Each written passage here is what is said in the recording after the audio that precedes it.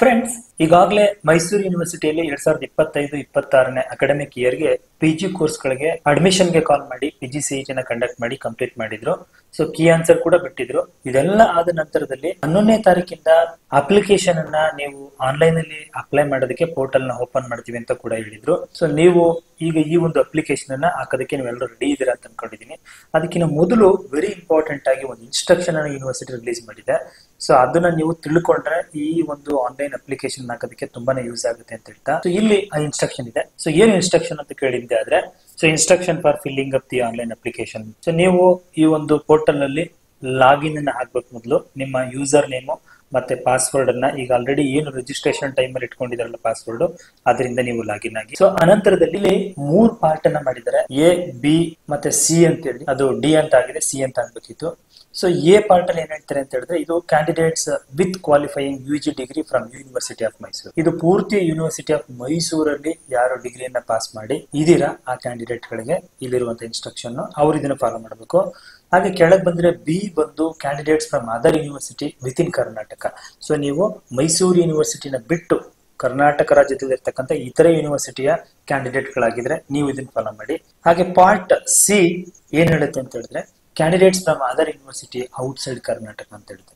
So ನೀವು other university ಅಥವಾ outside ಕರ್ನಾಟಕದ ಸ್ಟೇಟ್ ಅಲ್ಲಿರುವಂತಹ ಯೂನಿವರ್ಸಿಟಿಯಲ್ಲಿ ಪಾಸ್ ಮಾಡಿದ್ರೆ ನಿಮ್ಮ ಡಿಗ್ರಿನ ನೀವು ಇದನ್ನ ಫಾಲೋ ಮಾಡ್ಬೇಕಾಗುತ್ತೆ.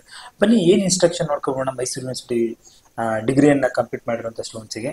ಸೊ ನೀವು ಮೊದಲು ಏನು ಅಂತ ಹೇಳಿದ್ರೆ, select your special category quota, claim ಅಂತ ಹೇಳ್ತಾರೆ. ನೀವು ಯಾವ ಕ್ಯಾಟಗರಿ ಕೋಟಾದಲ್ಲಿ ಕ್ಲೈಮ್ ಮಾಡ್ತಿದ್ರೆ, ಕನ್ನಡ ಮೀಡಿಯಮು, ಡಿಫೆನ್ಸು, ಕಲ್ಯಾಣ ಕರ್ನಾಟಕನ, NSS, NCCನ, ಸ್ಪೋರ್ಟ್ಸ್, ಲಿಟರೇಚರ್ ಅಥವಾ ಕಲ್ಚರಲ್ ಆಕ್ಟಿವಿಟೀಸು, ಅಥವಾ ಇನ್ನೂ ಒಂದಷ್ಟು ಕೊಡ್ತಾರೆ. ಯೂನಿವರ್ಸಿಟಿಯ ಒಂದು ಟೀಚಿಂಗ್ ಸ್ಟಾಫ್ ವರ್ಗೂ ಕೂಡ ಒಂದು ಕೋಟಾ ಇದೆ. ಅಲ್ಲಿ ವರ್ಕ್ ಮಾಡುವಂತ ನಾನ್ ಟೀಚಿಂಗ್ ವರ್ಗೂ ಕೂಡ ಒಂದು ಕೋಟಾ ಇದೆ. ಮತ್ತೆ differently abled, Kashmir migrants, transgender, ಈ ಎಲ್ಲ ಕೋಟಾಗಳನ್ನು ನೀವು ಸೆಲೆಕ್ಟ್ ಮಾಡಬೇಕಾಗುತ್ತೆ ಮೊದಲನೇದಾಗಿ. ಸೊ ಎರಡನೇದು ಎಂಟರ್ ಯುವರ್ ಮಾರ್ಕ್ಸ್, ನಿಮ್ಮ ಮ್ಯಾಕ್ಸಿಮಮ್ ಮಾರ್ಕ್ಸ್ ಅಂಡರ್ ಗ್ರಾಜುಯೇಷನ್ ಮತ್ತೆ ಒಬ್ಟೈನ್ಡ್ ಮಾರ್ಕ್ಸ್ ನೀವು ಎಷ್ಟು ತಗೊಂಡಿದ್ದೀರಾ ಅದನ್ನ ಎಂಟ್ರಿ ಮಾಡಬೇಕು. For all languages and optional subject manually for each semester ಅಂತ ಹೇಳ್ತಾನೆ. ಸೊ ಇನ್ಕ್ಲೂಡಿಂಗ್ ಲ್ಯಾಂಗ್ವೇಜ್ ಸಬ್ಜೆಕ್ಟ್ಗಳು ಸೇರಿದಂಗೆ ಎಲ್ಲ ಆಪ್ಷನಲ್ ಸಬ್ಜೆಕ್ಟ್ ಗಳನ್ನ ನೀವು ಎಂಟ್ರಿ ಮಾಡಬೇಕು. First semester in each rose ಅಂತ ಹೇಳ್ತೀನಿ. ಸೆಮಿಸ್ಟರ್ ವೈಸ್ ಕೊಟ್ಟಿದ್ದಾರೆ, ಎಲ್ಲ ರೋ ನಲ್ಲಿ ಎಲ್ಲ ಸೆಮಿಸ್ಟರ್ ಫಿಲ್ ಮಾಡಬೇಕಾಗುತ್ತೆ. ಹಾಗೆ candidates who have studied UG under 2 or 3 major subject combinations have to enter the marks of all the optional subject studied ಅಂತ ಹೇಳ್ತಾನೆ. ಸೊ ನೀವೇನಾದ್ರೂ 2 ಅಥವಾ 3 ಸಬ್ಜೆಕ್ಟ್ ಅನ್ನ ಒಂದು ಕಾಂಬಿನೇಷನ್ ಆಗಿ ನೀವು ಅಂಡರ್ ಗ್ರಾಜುಯೇಷನ್ ಅಲ್ಲಿ ನೀವೇನಾದ್ರೂ ಸ್ಟಡಿ ಮಾಡಿದ್ರೆ ಅದರ ಎಲ್ಲ ಮಾರ್ಕ್ಸ್ ಗಳನ್ನ, ಆಪ್ಷನ್ ಸಬ್ಜೆಕ್ಟ್ ಗಳ ಮಾರ್ಕ್ಸ್ ಗಳನ್ನ ನೀವು ಎಂಟ್ರಿ ಮಾಡಬೇಕಾಗಿರುತ್ತೆ. ಬೋತ್ ಥಿಯರಿ ಮತ್ತೆ ಪ್ರಾಕ್ಟಿಕಲ್ ಮಾರ್ಕ್ಸ್ ಅನ್ನ ಒಟ್ಟಿಗೆ ಸೇರಿಸಿ. ಹಾಗೆ candidates who have studied UG under single major including BCA BCom have to enter the details under the optional 1 only ಅಂತ ಹೇಳ್ತಾರೆ. ನೀವೇನಾದ್ರೂ BCA ಅಥವಾ BCom ಅಲ್ಲಿ ಬರೀ ಸಿಂಗಲ್ ಮೇಜರ್ ಸಬ್ಜೆಕ್ಟ್ ಅನ್ನ ಸ್ಟಡಿ ಮಾಡಿದ್ರೆ ಅದನ್ನ ನೋಡ್ಕೊಂಡು ಅಲ್ಲೂ ಕೂಡ ಎಂಟ್ರಿ ಮಾಡಬೇಕಾಗುತ್ತೆ. ಸೊ ಇದೆಲ್ಲ ಆದ್ಮೇಲೆ 5ನೇ ಸ್ಟೆಪ್ ಏನು ಅಂತ ಹೇಳಿದ್ರೆ, ನಿಮ್ಮ ಯಾವ ಒಂದು PG ಕೋರ್ಸ್ಗೆ ನೀವು ಅಪ್ಲೈ ಮಾಡ್ತಾ ಇರೋದನ್ನ ಸೆಲೆಕ್ಟ್ ಮಾಡ್ಕೊಳ್ಳಿ. So next the entrance marks will be updated automatically. ನೀವು ಅದನ್ನ ಎಂಟ್ರಿ ಮಾಡ್ತಿದ್ದಂಗೆ ನಿಮ್ಮ ಒಂದು ಎಂಟ್ರೆನ್ಸ್ ಮಾರ್ಕ್ಸ್ ಆಟೋಮೆಟಿಕ್ ಆಗಿ ಅದು ಅಪ್ಡೇಟ್ ಆಗುತ್ತೆ. ಅದ್ರ ಬಗ್ಗೆ ಏನು ವರಿ ಮಾಡ್ಕೊಳ್ಳೋದು. ನಮ್ಮ ಸಬ್ಜೆಕ್ಟ್ ಗಳಿಗೆ ಎಂಟ್ರೆನ್ಸ್ ಏನ್ ಮಾಡಲಿಲ್ಲ, ನಮ್ಗೆ ಯಾವ ತರ ಕನ್ಸಿಡರ್ ಮಾಡ್ತಾರೆ ಅಂತ ಹೇಳಿದ್ರೆ, ಸೊ ನಿಮ್ಮನ್ನ ನೀವು ಡಿಗ್ರಿಯಲ್ಲಿ ತೆಗೆದಿರುವಂತ ಮಾರ್ಕ್ಸ್ ಅನ್ನ ಮೆರಿಟ್ ಅಲ್ಲಿ ನಿಮ್ಮನ್ನ ಸೀಟ್ ಕನ್ಸಿಡರ್ ಮಾಡ್ತಾರೆ. ಹಾಗೆ you can apply for multiple PG programmes depending on your earlier selections during the registration. ಒಂದಕ್ಕಿಂತ ಜಾಸ್ತಿ ಸಬ್ಜೆಕ್ಟ್ ಗಳಿಗೂ ಕೂಡ ನೀವು ಹಾಕಬಹುದಾಗಿರುತ್ತೆ. ಹಾಗೆ select the correct preference of centre or college for particular programmes. So ನೀವು ಅಲ್ಲಿ ಅಪ್ಲಿಕೇಶನ್ ಹಾಕ್ಬೇಕಾದ್ರೆ ಯಾವ ಸೆಂಟರ್ ಅಥವಾ ಯಾವ ಒಂದು ಪ್ರೋಗ್ರಾಮ್ ಹಾಕ್ತಿದ್ದೀರಾ ಇದೆಲ್ಲವನ್ನು ಕೂಡ ನೀಟಾಗಿ ನೋಡ್ಕೋಬೇಕಾಗಿರುತ್ತೆ.